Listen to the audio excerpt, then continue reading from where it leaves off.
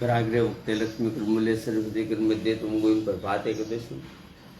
समुद्र उसने देवी पर्वत मंडल विष्णु प्रतिन्मत पाद पुच्छ मुक्त में वसुदेव स्तम देवम कंसारम देवी की परमाणु पुष्पम जगत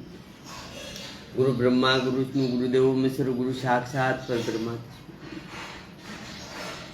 मुक्तरत वासलम पगल दत्ते गिरिरम योजपातमो बंदे परमो हे माता शांताकार भजन गण सपसनाभम सुरेश विश्वाधार मुखगण चंद्रमी वरुण सुभागम लक्ष्मीकांत मकमल नयनम योगी विधियानिक वंदे विष्णु भव भरण सर्वे लोकनाथ ब्रह्मा वरुण श्रीतम सपनो मनितम दिव्य सत्वे वंदे सागपदक मोपनिष दे गाय समागा दयानावश्य ततगीत नमंचा पच्चयन्ति योगिन्यस्य अनंत न विद्रु सुरासुर गणा देवा तस्मै नमः पपन पारिदात्र तोत्रे वेत्रे कप्रां गुणानंदम मुद्रां कृष्ण गीतम राधे श्री रुक्ष्मी माँ श्री सीताराम नमो माँ भवानी माँ भगवती माँ पार्वती माँ जगदम्बा माता बुद्धिमान स्वरूपमान ब्रह्माणी माँ ब्रह्माजी ब्रह्मपिता मान मालक्ष्मा विष्णु नाथ ओम नमो भगवती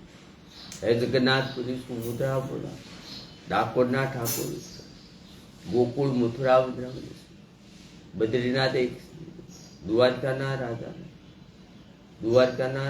हे गुरिख्या हनुमान दाता गुरिख्या हनुमान जी महाराज गुरिख्या हनुमान दाता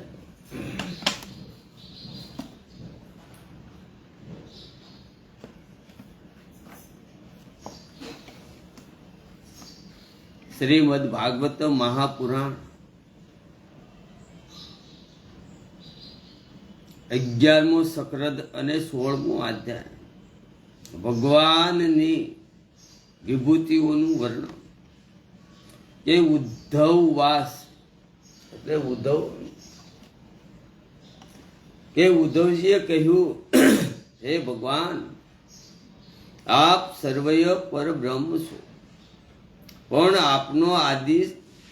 છે એ ન અંત આપ આવરણ રહિત અદ્વિતીય અને તત્વ છો સમસ્ત પ્રાણીઓ અને પદાર્થોની ઉત્પત્તિ સ્થિતિ ને રક્ષા અને પ્રલયના જ કારણ પણ આપ જ છો તો આપ નાના મોટા બધા પ્રાણીઓમાં રહેલા છો પરંતુ જે લોકોએ પોતાના મન અને ઇન્દ્રિયોને વશમાં કર્યા નથી પરંતુ જે લોકોએ પોતાના મન અને ઇન્દ્રિયોને વશમાં કર્યા નથી તે આપને જાણી શકતા નથી જે આપને જાણે છે તે જ યથાર્થ રૂપે આપને જ ઉપાસના કરે છે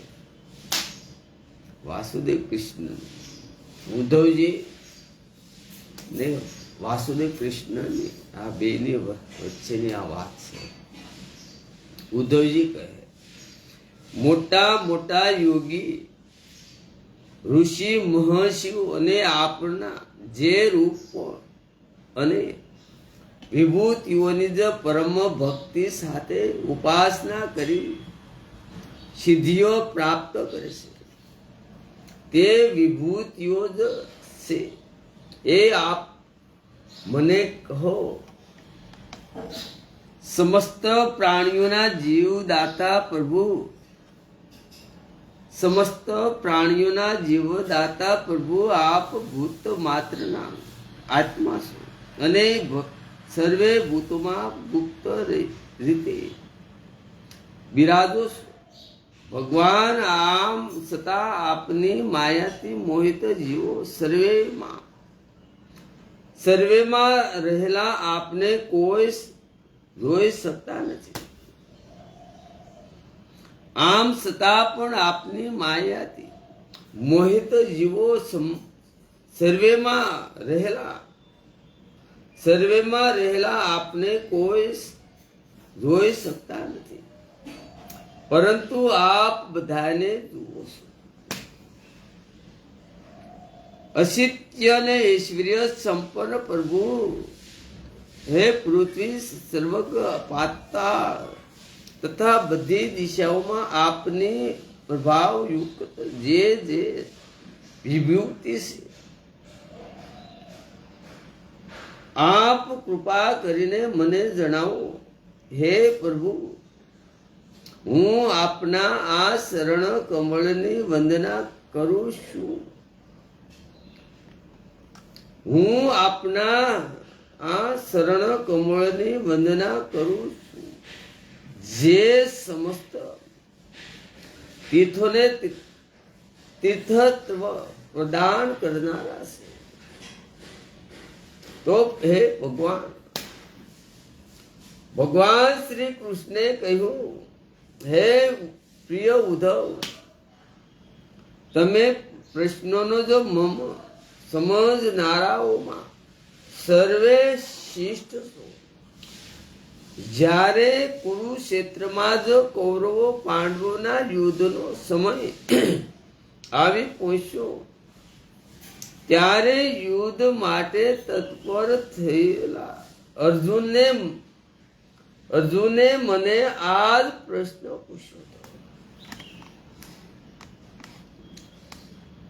અર્જુનના મનમાં એવો વિચાર આવ્યો કે હે કુટુંબીઓને મારવા અને એ પણ રાજ્યોને માટે અત્યંત નિર્દયી કૃત્ય છે અને અધર્મ છે. સાધારણ પુરુષની જેમ તે એવું વિચારતો હતો કે હું મારનારો છું અને આ બધા જ મરનારા હશે.